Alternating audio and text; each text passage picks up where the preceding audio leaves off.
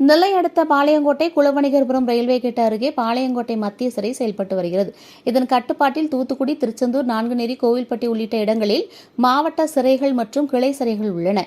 இந்த நிலையில் பாளை மத்திய சிறையின் கண்காணிப்பாளரான செந்தாமரை கண்ணன் அதிரடி உத்தரவு ஒன்றை பிறப்பித்தார். அதில் சிறைகள் மற்றும் சீர்திருத்தத்துறை தலைமை இயக்குநர் ஆணைப்படி பாளை மத்திய சிறை மற்றும் அதை சார்ந்த கிளை சிறைகளில் பணிபுரியும் முதல்நிலை காவலர்கள் 26 பேர் பணியிடமாற்றம் செய்து உத்தரவிட்டிருந்தார். அதன் பேரில் பாளையங்கோட்டை மத்திய சிறையில் பணியாற்றி வந்த முதல்நிலை காவலர்கள் கருப்பசாமி, வினோத்குமார் கோவில்பட்டி கிளை சிறைக்கும், செண்பகராமன், பாண்டியராஜ் திருச்செந்தூர் கிளை சிறைக்கும், பெஞ்சமின் கெர்ஷோம், முத்துப்பாண்டி நான்குநேரி தனி கிளை சிறைக்கும், திருப்பதி ராஜா, ஜெயமனோத் கண்ணன், சிவராமகிருஷ்ணன் பேரூரணி மாவட்ட சிறைக்கும், பாஸ்கர் சிறுவைகுண்டம் கிளை சிறைக்கும், வேல்ராஜன், வெங்கடேஸ்வரன் தென்காசி கிளை சிறைக்கும், வெங்கடாச்சலபதி அம்பை கிளை சிறைக்கும் மாற்றம் செய்யப்பட்டுள்ளனர்.